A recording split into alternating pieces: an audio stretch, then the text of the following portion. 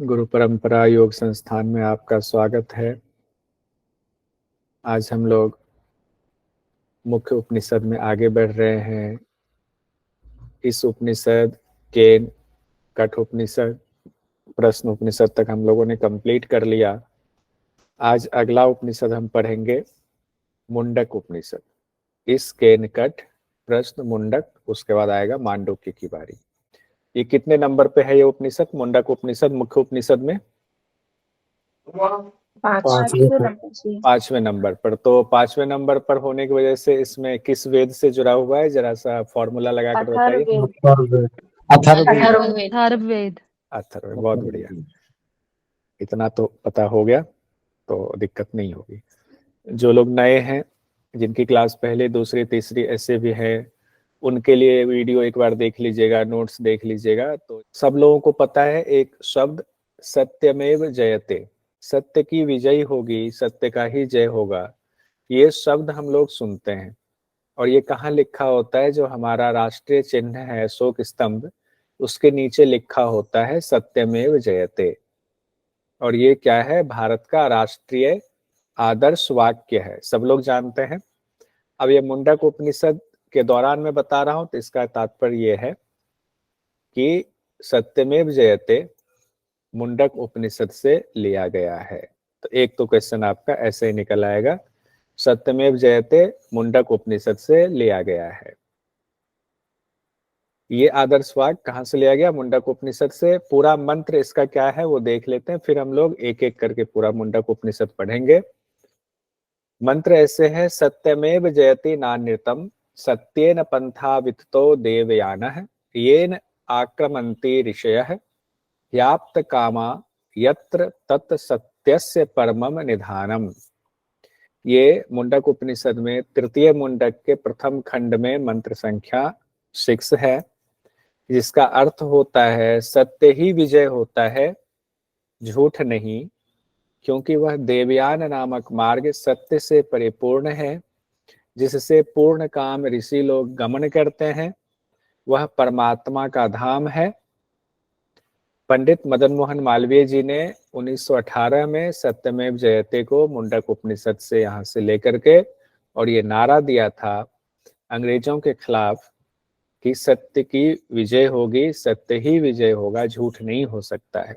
और सत्यमेव जयते लोकप्रिय इतना हुआ कि जब हमारा देश आजाद हुआ तो आदर्श वाक्य के तौर पर इसको अपनाया गया। अब आते हैं हम लोग, मुंडक उपनिषद हमने देखा कि किस वेद से जुड़ा है, तो अथर्ववेद से जुड़ा है। और अथर्ववेद में भी शौनकी शाखा से लिया गया है, ध्यान दीजिएगा। मुंडक उपनिषद किससे जुड़ा है? अथर्ववेद से। और अथर्ववेद में शौनकी शाखा से लिया गया है। अब शौनकी शाखा क्या है? तो इससे पहले भी बात हुई थी सर एक्चुअली ऑप्शन में ये दोनों आ गया तो नहीं, दोनों नहीं आएगा। कैसे दोनों आएगा? ऑप्शन में अगर दोनों आ जाता है तो आप बाद में चैलेंज कर दोगे तो क्वेश्चन ड्रॉप हो जाएगा। ठीक है, उसका सबको नंबर मिल जाएगा, सबके लिए ड्रॉप हो जाएगा, गलत नहीं हो सकता है। अथर्ववेद में हमने कहा था वेदों में कई ऋषियों का योगदान है और एक ऋषि ने किसी वेद को नहीं लिखा है, हजारों ऋषियों का योगदान है वेद में। तो उसी में से जो ऋषि साक्षात करते हैं मंत्रों को, उनको मंत्र दृष्टा ऋषि कहा जाता है। और उन्हीं के नाम से वो जो मंत्र जिन्होंने देखा, साक्षात किया, उनके नाम से वहां पर वो रखा गया है। तो शौनकी ऋषि ने जो मंत्र को देखा अपने आध्यात्म बल से, अपने तप से, वहां उस चीज को रखा गया अथर्ववेद में। और वहीं पर ये उपनिषद मुंडक उपनिषद वहीं से लिया गया है, शौनकी शाखा से। यानी कि आप ये कह सकते हैं मुंडक उपनिषद के मंत्रों को शौनकी ऋषि ने देखा। अब मुंडक उपनिषद में कितने मंत्र हैं? तो कुल 64 मंत्र हैं, 64 मंत्र हैं मुंडक उपनिषद में। मुंडक उपनिषद 3 मुंडक में बटा है, यानी कि कोई भी किताब है, ग्रंथ है, वो अलग अलग अध्याय में बटा होता है। तो मुंडक उपनिषद को की जो अध्याय हैं उसको अध्याय ना कह के, चैप्टर ना कह के, उपदेश ना कह के मुंडक कहा गया। क्या कहा गया? मुंडक। अब मुंडक क्यों कहा गया वो भी आगे बताता हूं। तो मुंडक उपनिषद 3 मुंडक में बटा हुआ है, 3 चैप्टर में बटा हुआ है। चैप्टर को मुंडक कहा गया। हर मुंडक में 2-2 खंड है। प्रथम मुंडक में प्रथम खंड, द्वितीय खंड, द्वितीय मुंडक में प्रथम खंड, द्वितीय खंड, तृतीय मुंडक में प्रथम खंड, द्वितीय खंड, इस तरह से बटा हुआ। अब आते हैं कि मुंडक का क्या अर्थ है, क्यों नाम रखा गया। तो मुंडक का अर्थ होता है कटा हुआ या मुंडन किया हुआ। कहते हैं ना मुंडन कर दिया, तो मुंडन तो हुआ कि मुंडन करना क्रिया हो गया, मुंडक हुआ, मुंडन कर दिया गया, मुंडन किया हुआ। तो किस चीज का मुंडन किया हुआ, ऐसा नाम क्यों रख लेगा भला कि मुंडन किया हुआ। तो कहते हैं अज्ञान का मुंडन किया हुआ, अविद्या का मुंडन किया हुआ। यानी हमारे अंदर जो अविद्या है, जब उसको हटा दे, काट कर अपने जीवन से खत्म कर दें, तो अविद्या का हमने मुंडन कर दिया, तो मुंडक हो गया। यानी कि विद्या का ज्ञान जिसमें है, जिसमें ब्रह्म विद्या की चर्चा है। तो ऐसा ज्ञान जो अविद्या का मुंडन कर दे, उसी की चर्चा किसमें है, मुंडक उपनिषद में है, यानी ब्रह्म ज्ञान की चर्चा है। अब और क्या क्या खास है एक बार नजर डाल लेते हैं, फिर एक एक मुंडक हम लोग पढ़ेंगे आराम से। मुंडक उपनिषद में क्या क्या खास है, तो पराविद्या अपराविद्या की चर्चा है। ध्यान रखिए, अगर आपको आ जाए एग्जाम में पराविद्या और अपराविद्या की चर्चा कहाँ पर है, तो मुंडक उपनिषद में है। सत्यमेव जयते कहाँ से लिया गया, तो मुंडक उपनिषद से लिया गया। अब देखिए, कल हम लोगों ने पढ़ा था एक अलग चीज, क्या था वहां पर, प्राण और रई। प्राण और रई किस उपनिषद में कहा गया है, प्रश्न उपनिषद में कहा गया। तो ये चीजें प्रश्नोपनिषद। जब पुराना भी निकाल लेंगे ना, एक जो जो इम्पोर्टेंट है, अगर वो ध्यान में आ जाए तो उसको कहीं नोट कर लीजिएगा, तो इम्पोर्टेंट आपका क्लियर हो जाएगा। नहीं तो पता चला सारे उपनिषद पढ़ गए, अब इसका उसमें चला जा रहा है, उसका उसमें चला जा रहा है, मिक्स हो रहा है। तो परा अपरा मुंडक उपनिषद में है, प्राण और रई प्रश्न उपनिषद में था। अब आगे बढ़ते हैं, अग्नि की 7 जिह्वा की चर्चा है मुंडक उपनिषद में। अग्नि की चर्चा है, तो उसमें अग्नि की जो लपटें हैं, उन लपटों के नाम बताए गए हैं कि 7 जिह्वा है अग्नि की। इससे संबंधित भी सवाल पूछा गया था। सृष्टि की उत्पत्ति का क्रम हर जगह बताया जा रहा है, मुंडक उपनिषद में भी बताया गया है। ब्रह्म विद्या को सभी विद्याओं का आधार कहा गया है, यानी ब्रह्म विद्या ही सबका बेस है, आधार है। और ब्रह्म विद्या के लिए, ब्रह्म प्राप्ति के लिए, यानी ब्रह्म में मिलने के लिए तरीका बताया गया, फॉर्मूला बताया गया है। वो फॉर्मूला ऐसे है, ओंकार ही धनुष है, आत्मा ही वान है, और ब्रह्म ही लक्ष्य है। इससे संबंधित सवाल भी मुंडक उपनिषद से पूछे गए हैं, वो क्वेश्चन भी आपके सामने अभी लेकर आऊंगा। अब विस्तार से हम लोग मुंडक उपनिषद का अभी हम लोगों ने एक झलक भर देखा कि क्या क्या इंपॉर्टेंट है। अब विस्तार से देखते हैं।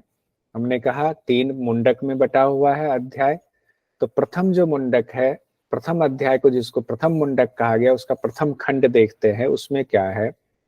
सबसे पहले तो कहा गया किसने किसको ज्ञान दिया, इसकी चर्चा है। तो सबसे पहले शुरुआत ऐसे होती है, कहते हैं संपूर्ण विश्व के रचयिता ब्रह्मा जी हैं। सभी देवताओं में सबसे पहले प्रकट हुए ब्रह्मा जी। तो ब्रह्मा भगवान को माना गया कि देवताओं में सबसे पहले ब्रह्मा भगवान आए, ब्रह्म ने इनको प्रकट किया। ब्रह्मा जी को भुवनस्य गोप्ता, यानी सभी लोकों की रक्षा करने वाले कहते हैं, क्योंकि इन्हीं को कहा जाता है, सृष्टि की रचना इनसे शुरू हुई। तो सभी जिन्होंने रचना की, जैसे आप किसी चीज को बनाते हैं तो उसकी रक्षा करने की जिम्मेदारी अपने आप आपके ऊपर आ जाती है, इसलिए भुवनस्य गोप्ता कहा गया ब्रह्मा जी को। अब भगवान ने सबसे पहले अपने ज्येष्ठ पुत्र अथर्वा को ब्रह्म विद्या का उपदेश दिया, यानी ब्रह्मा भगवान ने किसको दिया, ब्रह्मा भगवान ने अथर्वा को दिया, अपने बड़े बेटे को। अथर्वा ने अंगी ऋषि को दिया। यहां से इंपॉर्टेंट देखिएगा, अंगी ऋषि ने किनको दिया, भरद्वाज गोत्र के सत्यवाह को दिया। और सत्यवाह जी ने किनको दिया, इसी विद्या को अंगिरा नामक ऋषि को दिया। किसको दिया, अंगिरा नामक ऋषि को दिया। ठीक है, एक बार फिर से देख लीजिए ये सीक्वेंस। ब्रह्मा भगवान ने अथर्वा ऋषि को दिया, अथर्वा ऋषि ने अंगी ऋषि को दिया, अंगी ऋषि ने भरद्वाज गोत्र के सत्यवाह को दिया ब्रह्म विद्या का ज्ञान, और सत्यवाह जी ने भरद्वाज गोत्र के सत्यवाह, तो इसीलिए इनको भरद्वाज ऋषि भी कहा गया, सत्यवाह भरद्वाज। और फिर सत्यवाह जी ने इसी विद्या को अंगिरा नामक ऋषि को बताया।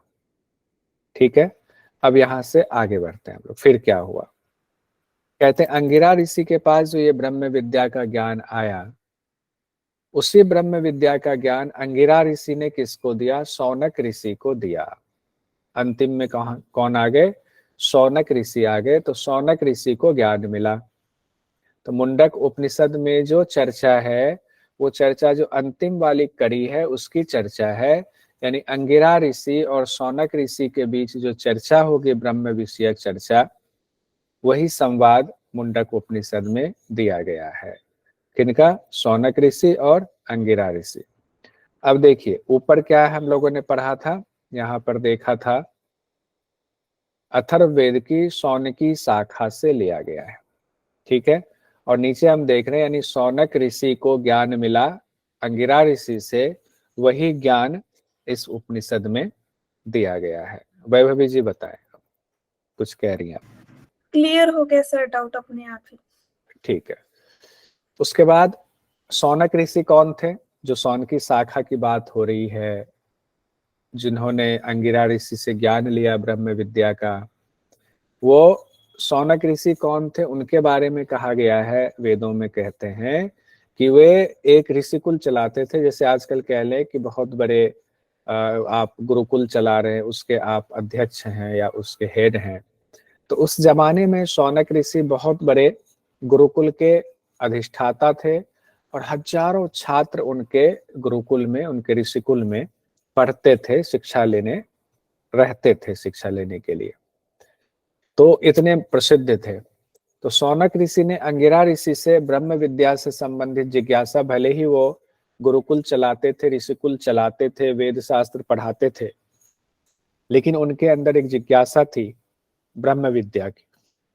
तो ब्रह्म विद्या के लिए उन्होंने उचित जो योग्य, जिनको समझा, जिनको पता था कि अंगिरा ऋषि ब्रह्म ऋषि हैं, ब्रह्म विद्या का उनके पास ज्ञान है, तो उनसे क्यों ना ब्रह्म विद्या सीख ली जाए। तो शौनक ऋषि ने उनसे जिज्ञासावश पूछा, उनसे हाथ जोड़ करके, गुरु मान करके, कि हे भगवान, किसको जान लेने पर सब कुछ जाना हुआ होता है? कि किसको हम जान ले तो ये मान ले कि हम सब कुछ जान गए, यानी कि सुपर पावर के बारे में पूछ रहे हैं। कौन पूछ रहे हैं? शौनक ऋषि पूछ रहे हैं। किनसे पूछ रहे हैं? अंगिरा ऋषि से पूछ रहे हैं। अब अंगिरा ऋषि बताना शुरू कर रहे हैं। अंगिरा ऋषि कहते हैं, ब्रह्म को जानने वाले कहते हैं कि दो विद्या जानने योग्य है। उन्होंने पूछा ना किसको जानना है, कहा दो विद्या जानने योग्य है, इसी को जान लेने पर सब कुछ जाना हुआ होता है।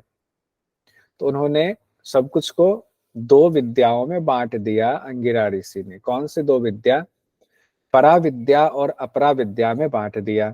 जो कुछ भी जाना हुआ है, जो कुछ भी आप जानना चाहते हो या जान रहे हो, उसको दो भाग में बांटा, परा विद्या और अपरा विद्या में। अब परा विद्या क्या है, अपरा विद्या क्या है? तो पहले परा विद्या के बाद अपरा विद्या के बारे में अंगिरा ऋषि बताते हैं, फिर परा विद्या के बारे में बताते हैं। कहते हैं अपरा विद्या चारों वेद, यानी ऋग्वेद, यजुर्वेद, सामवेद, अथर्ववेद, और इनके जो 6 अंग हैं, यानी वेदों के 6 अंग हैं, शिक्षा, कल्प, व्याकरण, निरुक्त, छंद और ज्योतिष, ये 6 क्या है? अंग हैं वेद के। इसका ज्ञान अपरा विद्या है। चारों वेद और इनके अंग अपरा विद्या है। अभी कंफ्यूज मत होइएगा, देखिए अभी क्लियर हो जाएगा, बस सुनते रहिए। अब परा विद्या क्या है? कहते हैं जिसके द्वारा परब्रह्म अविनाशी परमात्मा का तत्व ज्ञान होता है, वह परा विद्या है। अब आप कहेंगे क्या चारों वेदों में नहीं है परब्रह्म के बारे में? तो देख लीजिए, यानी कि परा विद्या का ज्ञान वेद में तो है ही, वेदों में ही है, वहीं से निकला है। हमने पढ़ा है मुंडक उपनिषद, जो ये ब्रह्म विषय की चर्चा कर रहे हैं, अथर्ववेद के शौन की शाखा से लिया गया है। लेकिन कहते हैं उतना अंश छोड़ करके वेदों में जितने में कि उपनिषद की चर्चा है, जितने में ब्रह्म विद्या की चर्चा है, उतना अंश अगर छोड़ दें तो बाकी का जो अंश बचता है वेदों में वो सब अपरा विद्या ही है। वेद वेदांग जो भी है उसमें अगर ब्रह्म विषयक चर्चा को हटा दे और बाकी चीजें रख ले, जिसमें कर्मकांड आ जाएगा, तो सारा अपरा विद्या समझेंगे। ठीक है, कोई कंफ्यूजन या समझ में आया नहीं आया, एक बार हैंड रेज कीजिए, क्योंकि ये समझना बहुत जरूरी है अपरा विद्या और परा विद्या को। या थम्स अप। सर एक बार और समझा दीजिए। अपरा एक बार और। अपरा विद्या है चारों वेद, और वेद कितने भाग में बटे हैं? 6 6 अंग हैं वेद के। ध्यान रखिए, अगर कहीं पूछ दिया जाए एग्जाम में, हो सकता आ जाए वेद के कितने अंग हैं, तो वेद के 6 अंग हैं। शिक्षा, कल्प, व्याकरण, निरुक्त, छंद, ज्योतिष। और 4 वेद हम लोग जानते ही हैं, ऋग्वेद, यजुर्वेद, सामवेद, अथर्ववेद। तो ये सब कुछ क्या है? अपरा विद्या है। तो फिर पराविद्या क्या है? तो कहते हैं कि ब्रह्म के बारे में, उस सुपर पावर के बारे में, उनको प्राप्त करने के बारे में, उनकी व्याख्या के बारे में जो भी चर्चा है वो पराविद्या है। तो सिंपल सी बात है, जब हम लोग ब्रह्म विद्या की बात करें, जैसे उपनिषद हमने कहा ब्रह्म विद्या है यानी ज्ञान कांड है, तो क्या हो जाएगा? पराविद्या हो जाएगा। और भोग विलास की जितनी चीजें हो गई, कर्म हो गया, आसक्ति वाला जितनी चीजें हो गई, सब अपरा विद्या में आएगा। क्लियर हुआ? सर अपरा विद्या में जैसे वेदों के बारे में आपने बोला कि वेदों के बारे में जानना यानी अपरा विद्या, तो परा विद्या में उपनिषद तो वेद का ही भाग है ना। आप बीच में से लगता है मिस हो करके फिर आए हो, खाना बनाते बनाते बीच में छूट गया फिर आ गए। हमने ये नहीं सर, कहा, शुरू से ही मैं हूँ इसमें। अच्छा कोई नहीं, मैंने ये कहा कि वेद में उतना पार्ट छोड़ करके जिसमें अविनाशी परमात्मा की चर्चा है, उसको छोड़ करके बाकी सब अपरा विद्या है। चारों वेद और इसके 6 अंग में से उतना पोर्शन हटा दीजिए जिसमें ब्रह्म के बारे में चर्चा है, ब्रह्म प्राप्ति के बारे में चर्चा है, उसको हटा करके सब अपरा विद्या हो जाएगा, और उतना पोर्शन वेदों का ही वो परा विद्या हो जाएगा। ठीक है? सर यहाँ पे इसको कर्मकांड और ज्ञान कांड में बांट दिया गया है, वो हाँ ठीक है? हाँ, कर्मकांड और ज्ञान कांड। कर्मकांड पूरा हो गया जिसमें कर्म से संबंध, इसमें आसक्ति वाली सारी चीजें हो जाएंगी, और जी ज्ञान सर। कांड हो जाएगा जिसमें उपनिषद को ज्ञान कांड कहा गया है। अब क्लियर हुआ कि नहीं मीना जी? जी हो सर। गया। नहीं हुआ तो ईमानदारी से बताइए, और दूसरा तरीका देखेंगे उसको बताने का, क्योंकि नहीं सर, हो अभी क्लियर नहीं होगा तो फिर दिक्कत होगी। मुझे लगा शायद आपने बीच में नहीं सुना। हमने नहीं कहा, सुना सर। इसलिए यहाँ लिखा भी है स्क्रीन पर, यानी पराविद्या का ज्ञान भी वेदों में ही है, इसीलिए उतने अंश को छोड़कर अन्य सब वेद और वेदांग को अपरा विद्या समझे, और जहां ब्रह्म विषयक चर्चा है, ब्रह्म विषयक ज्ञान है, तत्व ज्ञान है, वो पराविद्या है। तो अगर एक लाइन में वेद से हट के सिंपल बात कर ले हम लोग, तो सीधी सी बात है, जहां ब्रह्म के बारे में चर्चा है, ब्रह्म को प्राप्त करने की चर्चा है, जहां ब्रह्म के बारे में ये कहा गया कि ब्रह्म क्या है, ब्रह्म क्या नहीं है, वो सारी चीजें हो जाएगा पराविद्या। उसके अलावा जितनी सारी चीजें हैं सब अपरा विद्या हो गया। ठीक है?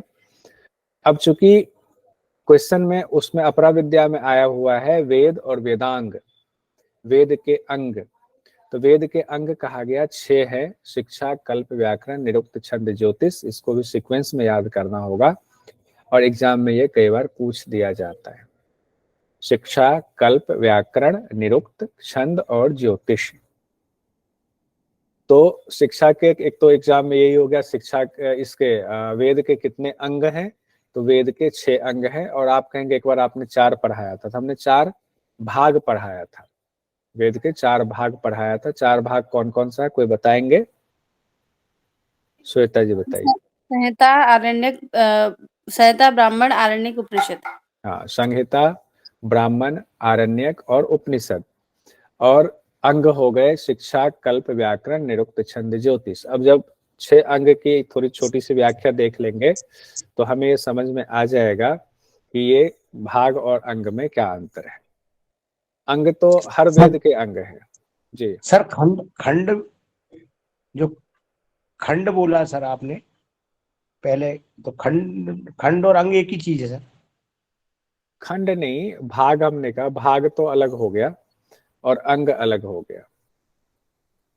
ठीक है, भाग अलग हो गया कि आनंद जी एक हो गए, आनंद जी और कौशल जी अलग अलग हैं। लेकिन आनंद जी के पास भी आंख है, कान है, नाक है, जीभ है, त्वचा है। कौशल जी के पास भी आंख, कान, नाक, जीभ, त्वचा है। तो ये भाग हो गया, आनंद जी एक भाग हो गए, एक भाग कौशल जी हो गए। लेकिन अंग तो सबके है। तो अंग जो है शिक्षा, कल्प, व्याकरण, निरुक्त, छंद, ज्योतिष सब में है तकरीबन। ठीक है, जी सर। जी सर। आइए अब देखते हैं। पहला जो अंग है वो शिक्षा है, वेद का। शिक्षा को वेद का नाक कहा गया है। शिक्षा को क्या कहा गया? वेद का नाक। ये भी ध्यान रखिएगा, ये भी एग्जाम में आ जाता है और इम्पोर्टेंट है। कल्प को हाथ कहा गया है, व्याकरण को मुख कहा गया है, और निरुक्त को कान कहा गया है, वेद का कान है। छंद वेद का पैर है, ज्योतिष वेद का आंख है। ज्योतिष क्या है? वेद का आंख है। अब शिक्षा की बात जहां तक आती है तो कहते हैं वेदों का यानी उसके यथार्थ उच्चारण की विधि का उपदेश शिक्षा है, कि वेदों का पाठ कैसे करना है, कैसे उच्चारण किया जाए, उसकी विधि क्या होती है। तो वो सब चीजें किस में आएंगी? सब शिक्षा में आएंगे। कल्प क्या है? कल्प को हाथ कहा गया वेद का, जिसमें यज्ञ आदि की विधि बताई गई है, उसे कल्प कहा जाता है। व्याकरण क्या हो गया? शब्द आदि के अर्थ, उसके प्रयोग के नियम, व्याकरण हो गया। निरुक्त क्या है? कान कहा गया निरुक्त को, तो वैदिक शब्दों का जो कोश है, जो डिक्शनरी है, एक शब्द के बदले अनेक शब्द वाले पर्यायवाची शब्द जिसमें आते हैं, वो सारी चीजें कौन सी हो गई? निरुक्त में आती है। हम लोग पढ़ते हैं ना, अब जितने शास्त्र भी पढ़ रहे हैं संस्कृत में, उसमें देखते हैं एक ही शब्द के लिए अलग अलग चेंज हो जाता है। एक ही मंत्र में दो बार अगर शब्द लाना होता है एक ही चीज के बारे में, तो एक शब्द ना ला करके उस शब्द का पर्यायवाची शब्द का इस्तेमाल किया जाता है, ताकि रोचकता बनी रहे। छंद कहते हैं पैर को, तो वैदिक छंदों रचना का ज्ञान छंद है। वैदिक छंदों की रचना का ज्ञान वो छंद है, कि कैसे रचना होती है, किस वेद में छंद है, उस छंद की रचना कैसे हुई, मंत्र की रचना कैसे हुई, तो उसका तरीका जो है वो छंद कहा जाता है। ज्योतिष क्या हुआ? आंख है। वेद का आंख किसको कहा गया? ज्योतिष को कहा गया। कहते हैं ग्रह और नक्षत्रों की स्थिति कहाँ कौन सा है, उसकी गति और हमारे जीवन पर क्या उसका कोई प्रभाव पड़ता है, वो ज्योतिष है। अब देखिए, सब चीजें हर जगह है, सभी वेदों में है। आपने उपनिषद भी पढ़ा तो उसमें भी हम लोगों ने देखा, प्रश्न उपनिषद में देखा था कि ग्रह नक्षत्र की चर्चा थी, संवत्सर की चर्चा थी, मंथ की चर्चा थी। तो वो एक तरह से ज्योतिष विद्या का आकलन ही है। ज्योतिष का अर्थ सिर्फ इतना नहीं कि आपके हाथ में कौन सी रेखा है और कल आपको नौकरी मिलेगी कि नहीं। हम लोग ज्योतिष का अर्थ सिर्फ इतना लगाकर बैठ जाते हैं। ज्योतिष बहुत विशद ज्ञान है और वैदिक ज्ञान है और बहुत वैज्ञानिक है, लेकिन जो जानकार हो उनके लिए। तो इसमें हम लोगों ने क्या पढ़ा? छंद को वेदों का पाद यानी पांव कहा गया है, कल्प को हाथ कहा गया है, ज्योतिष को आंख यानी नेत्र कहा गया है, निरुक्त को कान कहा गया है, शिक्षा को नाक कहा गया है, और व्याकरण को मुख कहा गया है। तो वेद के 6 अंग हुए और 4 भाग हम लोगों ने पहले देखा था परिचय वाले में। अब आते हैं मुंडक उपनिषद में, आगे बढ़ते हैं। अंगिरा ऋषि ब्रह्म के बारे में बताते हैं। पहले पराविद्या अपराविद्या बता दिया। अब कहते हैं कि ब्रह्म की क्या विशेषता है, क्या विशेषता नहीं है, इसको जान लो। तो पहले बता रहे हैं विशेषता क्या नहीं है ब्रह्म की, कि वो जानने में ना आने वाले हैं, वो जानने में नहीं आते हैं, पकड़ने में भी नहीं आते हैं, कोई पकड़ ले ब्रह्म को। गोत्र आदि से रहित है, उनका कोई गोत्र नहीं है। जैसे आपका हमारा कोई गोत्र हो सकता है, वत्स गोत्र किन्हीं का व्यास गोत्र, किन्हीं का कोई और कश्यप गोत्र, अलग अलग, किन्हीं का भारद्वाज गोत्र होगा। तो गोत्र आदि से रहित हैं, वर्ण रंग आकृति से रहित हैं, वो निराकार ओंकार है। नेत्र कान आदि से रहित हैं, ना कान और आंख उनको नहीं है, लेकिन ऐसा नहीं वो देखने, क्योंकि हर जगह वो है। हाथ पैर से रहित हैं, हाथ पांव भी उनको नहीं है। अब विशेषता क्या है उनकी, आप कहेंगे ये सब नहीं है तो फिर तो बड़ा जो है लाचार से होंगे। अब विशेषता देख लीजिए, आपको पता चलेगा कि लाचार से हैं या सब कुछ करता धरता है। कहते विशेषता क्या है, लेकिन वो नित्य है, उनका खात्मा नहीं हो सकता, वो खत्म नहीं होते हैं। अनित्य क्या होता है, बर्फ का एक टुकड़ा है, पिघल जाएगा, अनित्य है। हमारे पुण्य कर्म है, पिघल जाएगा, पुण्य कर्म जब तक है उसका खत्म हो जाएगा, तो पुण्य कर्म का भी खत्म, वो भी अनित्य है। शर्ट पहने हैं, ये शरीर है, वाणी है, पृथ्वी है, पेड़ है, पौधा है, सब अनित्य है, क्योंकि एक दिन खत्म होना है। और जो कभी खत्म नहीं होता वो नित्य है, वो ब्रह्म है। वो विभु है, यानी सर्वव्यापी। विभु मतलब होता है कि वो हर जगह है। आप ये सोचें कि आपके यहाँ कोई भगवान वाला मंदिर छोटा सा है घर में, सिर्फ वहीं पर भगवान होंगे, ब्रह्म वहीं है, ईश्वर वहीं है, और जगह नहीं है, तो ऐसा नहीं है, वो हर जगह है। सर्वगतम है, हर जगह जाने वाले। उनको कहा गया ना हाथ पैर नहीं है, तो हाथ पैर की उनको जरूरत ही क्या है, जो हर जगह है। जो विभु है उनको हाथ पैर की जरूरत क्या है, उनके बिना संसार की कल्पना ही नहीं। तो वो सर्वगतम है, हर जगह जाने वाले, यानी हर जगह मौजूद ही है। वो अत्यंत सूक्ष्म है, और अविनाशी, जो नित्य है तो अविनाशी है। ये व्याख्या हमने देख लिया ब्रह्म का। अब कहते हैं उस ब्रह्म से कैसे जगत का एक मोटा मोटा खाका दिया हुआ है, कैसे ब्रह्म से जगत की रचना हुई। कहते हैं जैसे मकड़ी जाले को बनाती है और फिर बाद में उस जाले को मकड़ी निगल जाती है, तो ब्रह्म भी वैसे ही प्रलय और सृष्टि, सृष्टि और प्रलय, ये क्रम चलता रहता है। सृष्टि की रचना हुई तो फिर प्रलय भी होगा, प्रलय हुआ तो फिर सृष्टि की रचना भी होगी, ये क्रम चलता रहता है। जैसे मकड़ी जाला बनाती है अपना घर, फिर उसको निगल जाती है। तो कहते जैसे पृथ्वी से नाना प्रकार की औषधि उत्पन्न होती है, जीवित मनुष्य से केश के रोए उत्पन्न होते हैं, वैसे ही ब्रह्म से विश्व उत्पन्न होता है।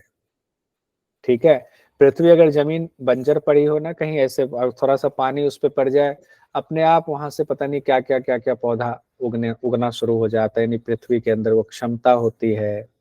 वैसे ही ब्रह्म के अंदर पूरा विश्व पहले से भरा पड़ा है, बस इच्छा भर करने की देरी है, वो सब उत्पन्न होने लगता है, सृष्टि की रचना हो जाती है। कहते हैं अब मुंडक उपनिषद में शौनक ऋषि को बता रहे हैं, कहते हैं कि ब्रह्म ने तप से वृद्धि को प्राप्त किया। ब्रह्म ने क्या किया, तप किया, और तप से वो बढ़ने लगे, वृद्धि को प्राप्त होने लगे।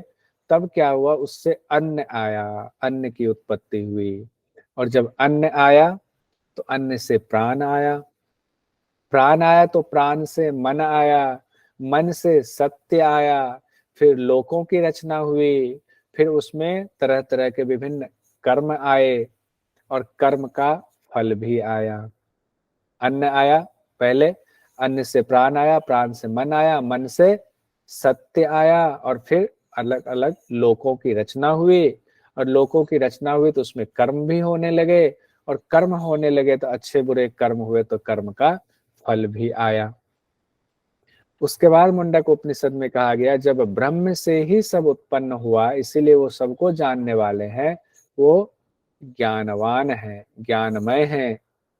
उनके चाहने भर से संसार उभर जाता है, और उनके चाहने भर से प्रलय हो जाता है। ठीक है, प्रथम मुंडक, प्रथम खंड यहाँ कंप्लीट हुआ। अब प्रथम मुंडक का द्वितीय खंड में हम लोग बढ़ते हैं। द्वितीय खंड में कहते हैं अपरा विद्या के स्वरूप और फल की चर्चा की गई है। अंगिरा ऋषि कहते हैं यह सत्य है कि बुद्धिमान ऋषियों ने जिन कर्मों को वेद मंत्रों में देखा था, वे सब क्या थे, तीनों वेदों में बहुत प्रकार से वर्णन किया हुआ है। देखिए इसमें क्या है, द्वितीय खंड में प्रथम मुंडक के अपरा विद्या का स्वरूप बताया। ऊपर तो मोटा मोटा हमने देख लिया अपरा विद्या पराविद्या, अब यहाँ पूरा स्वरूप बताया जा रहा है। अंगिरा ऋषि कह रहे हैं कि यह सत्य है कि बुद्धिमान ऋषियों ने जिन कर्मों को वेद मंत्रों में देखा है, वे बहुत प्रकार से वर्णन किया हुआ है। किसमें, तीन वेदों की त्रेतायाम कहा गया, तीन वेदों की चर्चा की गई है। वो तीन वेद कौन से, ऋग्वेद, यजुर्वेद, सामवेद की बात। हालांकि ऊपर चार वेद भी कहा गया है, लेकिन द्वितीय मुंडक में तीन वेद की चर्चा है कि जिन मंत्रों को देखा, तीन वेद में उनका विस्तार से चर्चा किया गया है।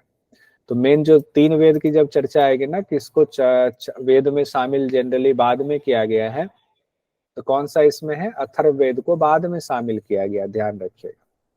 तो इसीलिए मेन इन तीनों को माना जाता है, अथर्ववेद को बाद में शामिल किया। कई बार एग्जाम में हो सकता है ये भी क्वेश्चन आ जाए। उसके बाद कहते हैं अग्निहोत्र कर्म किस तरह हो, इस बारे में। अब देखिए, जो अभी बात हो रही थी अपराविद्या पराविद्या, अब जितने यज्ञ वगैरह कर्म वगैरह है वो सब अपराविद्या है। अब चूंकि इसमें अपराविद्या के बारे में बताया जा रहा है, उसका स्वरूप बताया जा रहा है, तो उस अपराविद्या को यहाँ कहा जा रहा है अग्निहोत्र कर्म। देवताओं को हवि पहुंचाने वाली अग्नि के रूप में के शुरू और अंत में हवि ना डाले। देवता लोग भोजन कैसे करते हैं, उनको हम हवि देते हैं, यानी हवन करते हैं। हवन में जो सामग्री डालते हैं उसको हवि कहते हैं। उस हवि के द्वारा क्या होता है, देवताओं को सूक्ष्म रूप में भोजन प्राप्त होता है। इसलिए तो रामायण में कहा गया, रावण क्या करते थे, देवताओं के हवन कुंड को नष्ट कर देते थे, हवन नहीं करने देते थे। क्यों? क्योंकि वो चाहते थे कि देवता कमजोर हो जाए, देवताओं को उनका भाग ना मिले, तो कमजोर हो जाएंगे तो हम उनको पकड़ लेंगे, देवताओं को आसानी से हरा देंगे। ऐसा रामायण में लिखा हुआ है, रावण का यही नियम था। इसीलिए कहते हैं ना, क्यों रावण लोग जो है, क्यों ऋषि मुनियों के यज्ञ में बाधा करने आते थे, इसलिए आते थे। तो कहते हैं देवताओं को हवि पहुंचाने वाली जो अग्नि जब आप प्रज्वलित करते हैं, तो कब उसमें हवि डालना है उसकी चर्चा है। कहते हैं कि जब शुरू में प्रज्वलित हुआ ही है अभी अग्नि, तो उस समय हवि ना डालें, क्योंकि अभी अच्छे से अग्नि को प्रज्वलित होने दें, तब डालेंगे बीच वाले हिस्से में, जब अग्नि बहुत अच्छे से प्रज्वलित है। और अंत में भी हवि नहीं डालेंगे, यानी जब बुझने वाली है अग्नि तब भी हवि नहीं डालेंगे, बीच में यानी दहकती अग्नि में आहुति डालेंगे, ऐसा बताया गया। ऐसा नहीं करने पर कहते 7 लोकों के पुण्य नष्ट हो जाते हैं। कौन से पुण्य नष्ट हो जाते हैं? 7 लोकों के पुण्य नष्ट हो जाते हैं। अब आगे कहते हैं, जो लोग नित्य अग्निहोत्र नहीं करते हैं, रोज अग्निहोत्र नहीं करते हैं, जो अमावस्या यज्ञ नहीं करते हैं, उसको दर्श कहा गया। दर्श मतलब अमावस्या का यज्ञ नहीं करते हैं, पूर्णमासी का यज्ञ नहीं करते हैं, नवीन अन्न कर्म नहीं करते। जो नया अन्न आपके यहाँ उपजा, उसके लिए पहले भगवान को चढ़ाया जाता है, उसको आग्रयन यज्ञ कहते हैं, कर्म कहते हैं, नवीन अन्न का कर्म कहते हैं। जो अतिथियों का स्वागत नहीं करते हैं, सही समय पर आहुति नहीं डालते हैं, पूजा पाठ सही समय पर नहीं करते हैं, शास्त्र विधि से यज्ञ नहीं करते हैं, जो ऐसा नहीं करते हैं, उस अग्निहोत्री के 7 लोकों के फल नष्ट हो जाते हैं। ठीक है, अभी अपरा विद्या में है, इसीलिए चीजें कही जा रही है। आपके मन में आएगा ब्रह्म विद्या की बात हो रही थी, तो ब्रह्म को जानने के लिए पहले तो बाकी संसार को जानना पड़ेगा, तो ब्रह्म को अच्छे से जानोगे। पराविद्या के लिए पहले अपराविद्या को जानना पड़ेगा, तो पराविद्या आसानी से समझ में आएंगी। यहीं पर चर्चा की गई है, यज्ञ और आहुति की बात हो रही थी, इसी दौरान अंगिरा ऋषि ने अग्नि की 7 जिह्वा की चर्चा की है।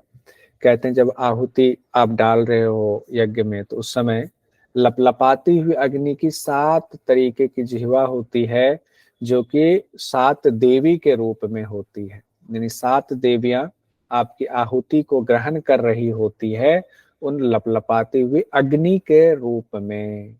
कौन कौन सी देवी हैं, नाम भी दिया गया है।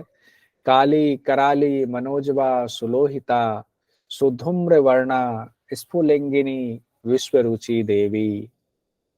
काली देवी, कराली देवी, मनोजवा देवी, सुलोहिता देवी, सुधूम्र वर्णा देवी, स्फुलिंगिनी देवी, विश्वरुचि देवी, ये 7 देवी है अग्नि के रूप में।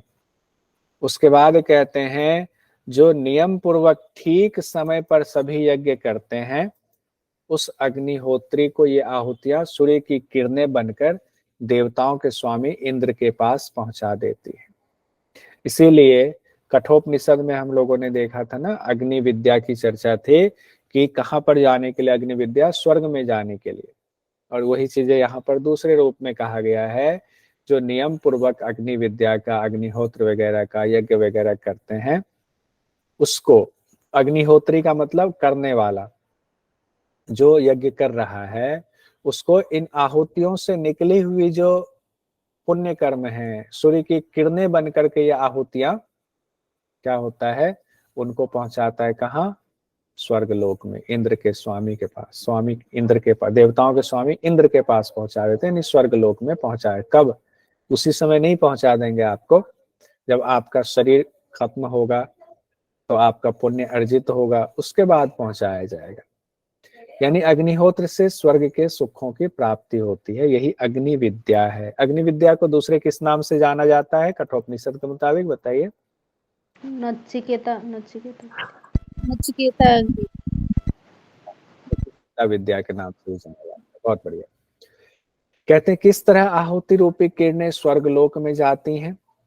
अब जो आहुति दे रहे हैं कैसे स्वर्गलोक में पहुंचाती हैं, तो उसकी चर्चा की गई है। कहते हैं मृत्यु के समय जब हमारी मृत्यु होगी, वे आहुतियां सूर्य की किरणें बन करके उस साधक को कहती हैं, आओ आओ, ये तुम्हारे शुभ कर्मों से प्राप्त पवित्र ब्रह्म लोक है।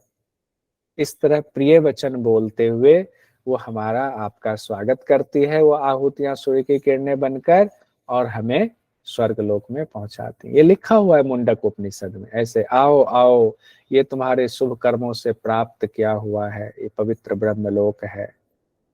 ठीक है, अब यहाँ कंफ्यूज नहीं होंगे, कई बार ब्रह्मलोक, वहां पर स्वर्गलोक के लिए ब्रह्मलोक शब्द का इस्तेमाल किया गया है। अब स्वर्ग की बातें तो कह दी गई, लेकिन इसे कल्याण का मार्ग नहीं कहा गया। क्यों? क्योंकि अपरा विद्या की बात आई ना, स्वर्ग में कब तक आप रह सकते हैं, जब तक आपके पुण्य कर्म है। जिस दिन पुण्य कर्म का बटुआ खाली हो गया, फिर से आप मनुष्य जन्म में धराम से गिरेंगे मनुष्य योनि में। इसीलिए यहाँ कहा गया है, स्वर्ग की बातें तो कह दी गई, लेकिन इसे कल्याण का मार्ग नहीं कहा गया है। कहते हैं ये जो यज्ञ है ये नौका की तरह है। कौन से? जितने यज्ञ आप कर रहे हो, अग्निहोत्र वगैरह जितने भी यज्ञ, चाहे अमावस्या का यज्ञ कर रहे हो, चाहे आप पौर्णमासी का यज्ञ कर रहे हो, यहाँ यज्ञ रूपी 18 नौकाओं की चर्चा है। यानी कि 18 तरह के सामान्यतः हम यज्ञ करते हैं। तो कहते हैं ये सभी 18 यज्ञ जो है वो नौका है, लेकिन ये नौका दृढ़ नहीं है, ये नौका समंदर में डूब भी सकती है। इसलिए तो नौका से कई बार दुर्घटनाएं हो जाती हैं। फिर अंगिरा ऋषि कहते हैं शौनक ऋषि से, ये नौकाएं दृढ़ नहीं है, मतलब इतना मजबूत नहीं है कि तुमको पार पहुंचा दे, क्योंकि यह सकाम कर्म की श्रेणी में आता है। मीना जी है क्लास में? मीना जी? हाँ जी सर। तो इसमें अपरा विद्या की चर्चा हो रही है, अच्छे से समझिएगा। क्यों? काम कर्म हो गया। अब वेद में ही तो निष्काम कर्म की भी चर्चा वेद में ही है, तो निष्काम कर्म हो जाएगा आपका पराविद्या। लेकिन चूंकि यहाँ पर भगवान ने कह दिया हुआ है और यहाँ अंगिरा ऋषि के द्वारा कहलवाया जा रहा है कि ये सकाम कर्म की श्रेणी में आता है, उसको अवरम कर्म कहा गया। मैंने लाल से लिखा है अवरम कर्म, जो यज्ञ वगैरह हम लोग पूजा पाठ करते हैं अलग अलग, वो सकाम कर्म की श्रेणी में आता है। इसीलिए उससे मोक्ष नहीं मिल सकता, उससे स्वर्ग की प्राप्ति तो हो सकती है। कहते जो मूढ़ लोग इसे ही कल्याण का मार्ग मान लेते हैं, सिर्फ पूजा पाठ और यज्ञ को ही जो सिर्फ कल्याण का मार्ग मान लेते हैं और इसकी ही प्रशंसा करते हैं, वे बार बार जरा मृत्यु को प्राप्त होते हैं। जरा मृत्यु मतलब जन्म बंधन में बार बार अलग अलग योनियों में जन्म और मृत्यु के चक्र में फंसते हैं। लेकिन आप याद कीजिए कठोपनिषद में ये भी कहा गया था, यमराज ने कहा था नचिकेता से, अगर यही यज्ञ को निष्काम भाव से किया जाए तो इससे भी मोक्ष की प्राप्ति होती है, ब्रह्म की प्राप्ति होती है। लेकिन ये बड़ा मुश्किल है। जब भी हम लोग करते हैं ना, हाथ जोड़ करके पंडित जी कहते हैं कुछ संकल्प कीजिए, आपके मन में जो संकल्प है, तो हम जैसे संकल्प हमने लिया हमें ये हो जाए, ये हो जाए, ये हो जाए, वैसे मामला गड़बड़ शुरू हो जाता है, उसका काम आ जाएगा। ऐसे ही लोग स्वर्ग प्राप्ति के साधन को अपनाकर खुद को कृतार्थ मान बैठते हैं, अभिमान कर लेते हैं हम तो स्वर्ग जाने के लिए हमने इतना यज्ञ किया। विषयों से आसक्ति के कारण मोक्ष मार्ग को प्राप्त नहीं हो पाते हैं वो, क्योंकि विषयों से आसक्ति भरा पड़ा है। पुण्य नष्ट हो जाने पर वो उस लोक से यानी कि स्वर्ग लोक से फिर से नीचे के लोक में यानी मनुष्य लोक में फिर से गिर जाते हैं, और फिर उनका चक्र चलता है। जैसा कर्म करेंगे फिर से जो जन्म मृत्यु के चक्र में फंसे रहेंगे। कहते हैं इष्ट और पूर्त कर्म को ही श्रेष्ठ मानने वाले मूर्ख होते हैं। ये अंगिरा ऋषि शौनक ऋषि को समझा रहे हैं। इष्ट कर्म क्या हुआ? यज्ञ आदि। पूर्त कर्म क्या हुआ? कुआं खुदवाना, सराय बनवा देना, भंडारा खिला देना, पंडितों में बांट देना, दूसरों को कंबल बांट दिया, ये पूर्त कर्म हुआ। इष्ट कर्म हुआ यज्ञ आदि। गलत नहीं है, लेकिन अगर आप निष्काम भाव से करें तो। सकाम भाव से कर रहे, फल तो तब भी मिलता है, लेकिन कैसा फल मिलेगा? अनित्य फल मिलेगा। ठीक है। उसके बाद कहते हुए अच्छे कर्मों की वजह से स्वर्ग लोक को चले तो जाते हैं, लेकिन भोग पूरा करके फिर मनुष्य लोक में या नीचे के लोक में वापस आ जाते हैं। साफ साफ लिखा हुआ है। अब कहते हैं अब अनासक्त कर्म वाले यानी निष्काम कर्म वाले की चर्चा है, यानी पराविद्या की चर्चा है। कहते जो अनासक्त साधक हैं वो ईश्वर इच्छा से वन में रहने चले जाते हैं, शांत स्वभाव वाले होते हैं, भिक्षा से काम चलाते हैं, तप श्रद्धा का सेवन करते हैं, वे रजोगुण से रहित होकर सूर्य के मार्ग से वहां चले जाते हैं जहां अमृत रूपी नित्य परम पुरुष रहते हैं, परमेश्वर रहते हैं, और यानी मोक्ष को प्राप्त हो जाते हैं। फिर वो कभी वापस लौट कर नहीं आना पड़ता है उनको। अब एग्जाम में आ जाए कि अनासक्त साधक की चर्चा मुंडक उपनिषद में की गई है, कौन कौन से उनके स्वभाव हैं, गुण हैं। तो शांत स्वभाव वाले, भिक्षा से काम चलाने वाले, ईश्वर इच्छा से वन में रहने वाले, तप श्रद्धा का सेवन करने वाले, और जब ये सब करते हैं उनकी साधना चलती है तो क्या होता है?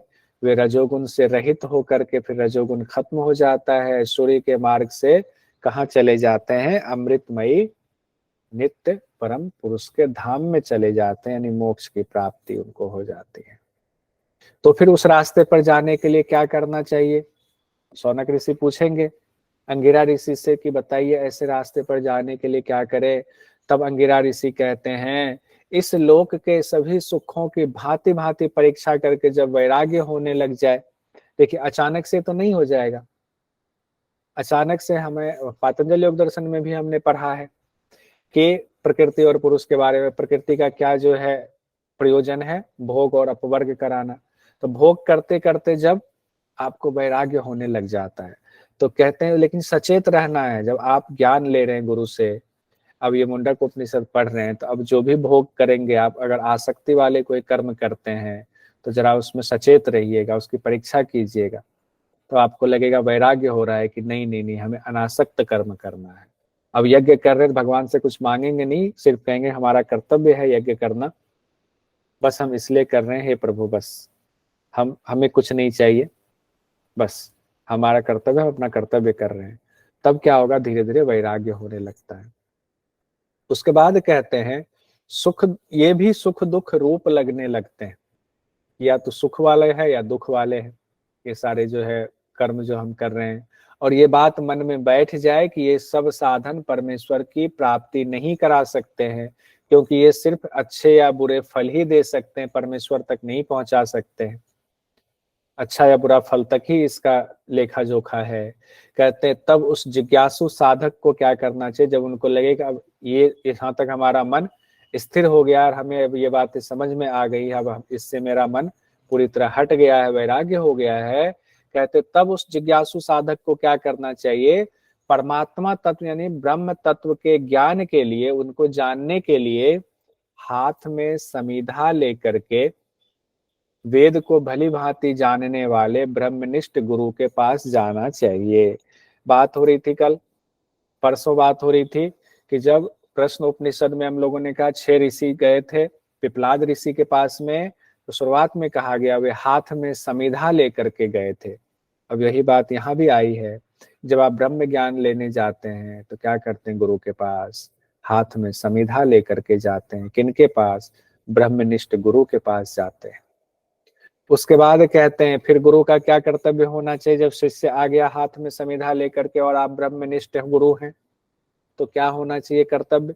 कहते हैं कि ऐसे जिज्ञासु शांत चित्त इंद्रियों को समन करने वाले ऐसे योग्य शिष्य को देखकर गुरु को भी प्रसन्नता होनी चाहिए और गुरु को उसे ब्रह्म विद्या का तत्व से उपदेश करना चाहिए, ताकि वह शिष्य क्या करे? उस अविनाशी अक्षर ओंकार को जान पाए, उस पर ब्रह्म को जान पाए। यहां तक क्लियर है? प्रथम मुंडक समापन हो गया, द्वितीय मुंडक में हम लोग आते हैं। यहाँ तक कोई कंफ्यूजन हो तो बताइए, किन्हीं को भी हो तो बता दीजिए, फिर आगे बढ़ते हैं, द्वितीय मुंडक में आते हैं। द्वितीय मुंडक में कहा गया है, द्वितीय मुंडक में भी दो खंड है, प्रथम खंड द्वितीय खंड। प्रथम खंड में कहा गया है कि अंगिरा ऋषि, अब शौनक ऋषि से फिर कहते हैं, सवाल जवाब चल रहा है दोनों गुरु शिष्य में। अंगिरा ऋषि गुरु हैं, शौनक ऋषि शिष्य हैं। तो अंगिरा ऋषि कहते हैं, प्रिय शौनक, तुम्हें पहले जिस ब्रह्म के स्वरूप के बारे में बताया गया वह सत्य है। पहला खंड में 6 से 9वें मंत्र में जो ब्रह्म के बारे में बताया गया, कहते हैं वह सत्य है। क्या कहते हैं? जिस प्रकार प्रज्वलित अग्नि में उसी के जैसी हजारों चिंगारियां नाना प्रकार से प्रकट होती हैं। कोई अग्नि प्रज्वलित है तो उसमें कितनी चिंगारी उठती हैं, अब हम गिन भी नहीं पाते, असंख्य उठती हैं। उसी प्रकार अविनाशी ब्रह्म से नाना भाव उत्पन्न होते हैं और फिर उसी में मिल जाते हैं, उसी में विलीन हो जाते हैं। यानी कि सब कुछ जो हो रहा है सब ब्रह्म में ही हो रहा है, ब्रह्म से ही उत्पन्न हो रहा है और ब्रह्म में ही लय हो जा रहा है। अब अंगिरा ऋषि बता रहे हैं कि उस दिव्य पुरुष जो कि आकार रहित हैं, जिनका कोई आकार नहीं है, जो विभू है मतलब हर जगह व्याप्त है, जो अजन्मा है, जिनका जन्म नहीं होता है, प्राण रहित हैं, जो मन रहित हैं, वो प्राण रहित हैं लेकिन प्राण उनसे उत्पन्न होता है, वो मन रहित है लेकिन मन उनसे उत्पन्न होता है, वो जीवात्मा से श्रेष्ठ हैं। आखिर उस पर ब्रह्म से पूरी सृष्टि कैसे बनी है? ऊपर हम लोगों ने एक बार देखा था और फिर देखते हैं, कहते पहले प्राण उत्पन्न हुआ, फिर मन आया, समस्त इंद्रियां आई, मोटा मोटा बता रहे हैं, आकाश वायु तेज जल और पृथ्वी का उद्भव हुआ। ये सब तो आ गया, विराट रूप बन गया। जब ये सब आ गया तो विराट रूप बन गया। अब विराट रूप से संबंधित यहाँ से क्वेश्चन आपके यूजीसी नेट में आता है, आया भी हुआ है। देखिए, कहते हैं उस पर ब्रह्म का, अब जो आ गया, जब पूरी सृष्टि की रचना हो गई तो अग्नि को कहा गया उनका मस्तक है, अग्नि उनका मस्तक है। सूर्य और चंद्रमा को उनका नेत्र मान लो। एक तरफ तो कहा गया कि वो रूप रहित हैं, कोई रूप नहीं, आकार रहित हैं, निराकार हैं वो, लेकिन जब वो साकार रूप में दिख रहे हैं, संसार दिख रहा है, तो तुलना की गई है समझाने के लिए। अग्नि क्या है? मस्तक है। सूर्य और चंद्रमा क्या है? दोनों आंख हैं सूर्य चंद्रमा। कान उनके सब दिशाएं हैं, जितनी दिशाएं, 10 कहते हैं 10 दिशा हैं, 10 दिशाएं उनके कान हैं ब्रह्म के। वेद उनकी वाणी है, वायु उनके प्राण हैं। अब ब्रह्म का प्राण क्या हुआ? फिर वायु। और पूरा विश्व है उनका हृदय। इतना ही नहीं, और कहा गया है पृथ्वी उनके पैर है, वे ही सभी प्राणियों के परमात्मा है। इसको फिर से देख लीजिए एक बार, ताकि ये एग्जाम में आए। एग्जाम का क्वेश्चन भी अभी आपको 2019 में पूछा गया था, वो दिखा देता हूँ, एक बार फिर से देखिए। अग्नि मस्तक है, सूर्य और चंद्रमा नेत्र हैं, 10 दिशाएं उनके कान हैं, 10 दिशाएं कहें या सभी दिशाएं कह दें। चारों वेद उनकी वाणी है, वायु उनके प्राण है, विश्व उनका हृदय है, पृथ्वी उनके पांव हैं, पैर हैं, वे ही सभी प्राणियों के परमात्मा है। अब एग्जाम में क्या पूछा गया? 2019 के जून में पूछा गया था, मुंडकोपनिषद में ईश्वर के सिर की तुलना किससे की गई है? ईश्वर के सिर की तुलना अग्नि से, ज्ञान से, वेद से, बुद्धि से? अग्नि। अग्नि से। अग्नि से। वेद की तुलना किससे की गई है? वेद की तुलना विश्व से। वाणी। वेद वाणी है। वेद वाणी है, वाणी। ठीक है, वेद वाणी है, अग्नि उनका सिर है। और पैर किसको कहा गया? पैर पृथ्वी को। नेत्र कौन से हैं ब्रह्म के? नेत्र सूर्य और चंद्रमा है, ठीक है, बहुत सुंदर। अब आगे बढ़ते, पृथ्वी के बाद कहते हैं जीवन कैसे आया। अब पृथ्वी तक हम लोगों ने देख लिया, कहते हैं पर ब्रह्म पहले है, पर ब्रह्म से क्या हुआ? अग्नि आई, अग्नि से क्या हुआ? सोम आया यानी चंद्रमा, चंद्रमा से क्या हुआ? बारिश हुई, मेघ आया, मेघ से पृथ्वी पर बारिश हुई, और जिससे नाना प्रकार के औषधि उत्पन्न हुई, औषधियों के भक्षण से वीर्य बना, और पुरुष ने स्त्री में वीर्य का सिंचन किया तो संतान उत्पन्न हुई। इसको देख लीजिए, ये इंपॉर्टेंट है, इसको छोटा कर देता हूँ, एक स्क्रीन पर आ जाए। ये इंपॉर्टेंट है, इससे संबंधित क्वेश्चन पूछा जाता है। ये सीक्वेंस याद करना है, जो याद करना है वो बता रहा हूँ। एक पर फिर भी नहीं आ रहा है, ठीक है, कोई नहीं, लिख लीजिएगा इसको। पर ब्रह्म, उनसे अग्नि उत्पन्न हुआ। पर ब्रह्म से क्या हुआ? अग्नि। अग्नि से क्या हुआ? सोम यानी चंद्रमा उत्पन्न हुआ। पर ब्रह्म से मान लीजिए अग्नि मतलब सूर्य मान लीजिए, और सूर्य की रोशनी से ही चमकता है चंद्रमा। यहां तक याद करने में आसानी हो जाएगी। पहले पर ब्रह्म, फिर सूर्य, सूर्य यानी अग्नि, और फिर चंद्रमा यानी सोम। और सोम से कहते हैं मेघ उत्पन्न हुआ। सोम से क्या? पर्जन्य कहा गया है। सोम यानी चंद्रमा से मेघ की उत्पत्ति हुई, बादल उत्पन्न हुए। और जब बादल उत्पन्न हुए तो पृथ्वी पर बारिश हुई, और पृथ्वी पर जब बारिश हुई तो क्या हुआ? नाना प्रकार की औषधि उत्पन्न हो गई पृथ्वी पर बारिश होते ही, पानी पड़ते ही। और औषधियों के भक्षण से क्या हुआ? वीर्य बना। और जो वीर्य बना तो पुरुष ने स्त्री के में वीर्य का सिंचन किया तो संतान की उत्पत्ति शुरू हो गई। ये क्रम बताया गया, इसको याद रखना है, ध्यान रखिएगा, ये एग्जाम में पूछा जाता है। ऐसे ही नियम पूर्वक प्रजा उत्पन्न हुई और अब लगातार वो क्रम जारी है। उसके बाद कहते हैं प्रजा की रक्षा के लिए परमेश्वर ने क्या उपाय बताए कि प्रजा तो उत्पन्न हो गई, अब ये क्रम चल पड़ा है। तो परमेश्वर ने पहले ऋग्वेद की ऋचाएं उत्पन्न की कि ये जब प्रजा उत्पन्न हुई है तो ये थोड़ा शालीन हो, ये नियम पूर्वक से रहे, तो ऋग्वेद की ऋचाएं उत्पन्न कर दी। सामवेद के मंत्रों को उत्पन्न कर दिया, यजुर्वेद की श्रुतियां आ गई, सारी चीजें अब तीनों वेदों का आ गया, समस्त यज्ञ आ गया, इन्हीं में कर्मों की उत्पत्ति हो गई। जब कर्म होंगे, किन्हीं से आप कराएंगे कोई यज्ञ तो उनको दक्षिणा भी देना पड़ेगा, तो दक्षिणा भी आई। समय के रूप में संवत्सर आया, 1 साल का हुआ। यजमान आ गए, सब लोक उत्पन्न हो गए, जितने लोक हैं, और जहां चंद्रमा सूर्य प्रकाश फैला रहे हैं सभी लोकों में। अब कहते हैं उसी परमेश्वर से बहुत सारे देव भी उत्पन्न हुए, अलग अलग देवताओं की पूजा होती है। साधुगण साध्यगण उत्पन्न हुए, मनुष्य पशु पक्षी प्राण अपान धान जौ आदि जितनी चीजें देख रहे हो सब उत्पन्न होते जा रहे हैं। तप श्रद्धा सत्य ब्रह्मचर्य एवं यज्ञ की विधि उत्पन्न हुई, ये सारी चीजें उत्पन्न होती चली गई, क्योंकि एक व्यवस्थित तरीका बनाना था। जब हम छोटा सा घर भी बनाते हैं उसमें कितनी चीजों का ख्याल रखते हैं, छोटी छोटी चीजों का।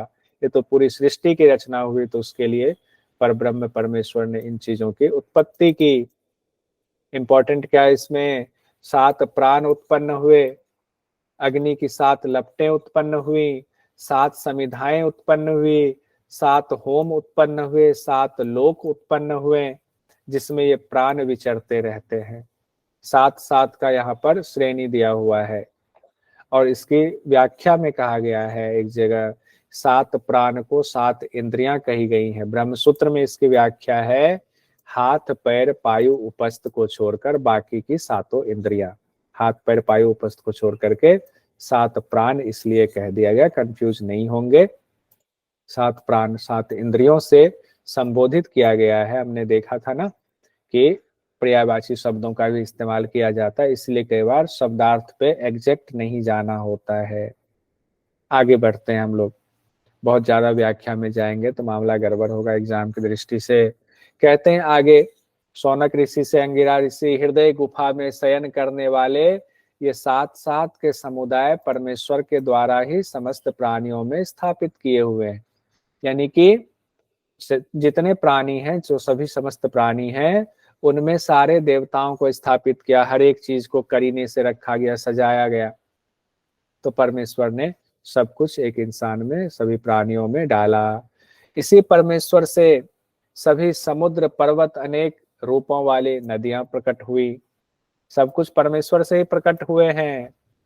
उसके बाद उपसंहार करते हुए कहते हैं संपूर्ण औषधि और रस उत्पन्न हुआ, जिससे पुष्ट हुए शरीर में वे परमात्मा जीवात्मा सहित स्थित हैं। अब ये मत समझिएगा कि हमारे शरीर में परमात्मा नहीं है, उनके बिना चलेगा नहीं। हर उपनिषद में आप देख रहे हैं कहा गया है कि हमारे अंदर जीवात्मा तो है ही जो हम भोग विलास में लगे हैं, लेकिन परमात्मा भी हमारे अंदर है। जब ये जीवात्मा आत्मा जो अभी लगी हुई प्रकृति की तरफ, उसको जब इनसे जब वैराग्य होगा तो अपने आप विमुख होकर के वो परमात्मा की तरफ तब देखती है, नजर जाती है, तो उनका सारे कष्ट दूर हो जाते हैं। तो परमात्मा भी हमारे शरीर के अंदर ही हैं। कहते तप यानी संयम रूप साधन, कर्म यानी साधन द्वारा किया जाने वाला कृत्य, परम अमृत ब्रह्म, यह सब कुछ पुरुषोत्तम ही है, यानी कि परमेश्वर ही है। तप यानी संयम रूप साधन भी परमात्मा ही है, कर्म यानी साधन द्वारा किया जाने वाला कृत्य भी परमात्मा है, परम अमृत ब्रह्म, यह सब कुछ पुरुषोत्तम ही है, वह परमात्मा ही है। आगे कहते हैं हृदय रूपी गुहा में छिपे हुए इस पुरुष को जो जान लेता है, वह इस मनुष्य शरीर में ही वह सभी अविद्या जनित गांठों को खोल लेता है। सारे उसके संशय मिट जाते हैं। कब मिटता है संशय? अभी हमारे आपके मन में 1000 संशय है, लाख सवाल ही सवाल मन में है। क्यों है? क्योंकि हम अभी आसक्त है प्रकृति के प्रति, हम अभी पुरुष मतलब उधर परमेश्वर की तरफ हमारा ध्यान नहीं है। जिस दिन उनका साक्षात्कार हो जाता है, उस दिन अविद्या जनित जो गांठ है, यानी अविद्या से भरी हुई जो हमारी गांठें हैं ना मन में, वो गांठ खुल जाती है, यानी अविद्या का मुंडन हो जाता है। अविद्या का जैसे ही मुंडन होता है, सारे संशय हमारे मिट जाते हैं। द्वितीय मुंडक का प्रथम खंड यहाँ पर कंप्लीट हुआ। यहीं तक आज रखेंगे, क्योंकि आप लोग 7 बजे से क्लास में बैठे हुए, तो हम यहीं तक रखते हैं। कल हम लोग द्वितीय मुंडक द्वितीय खंड से शुरुआत करेंगे।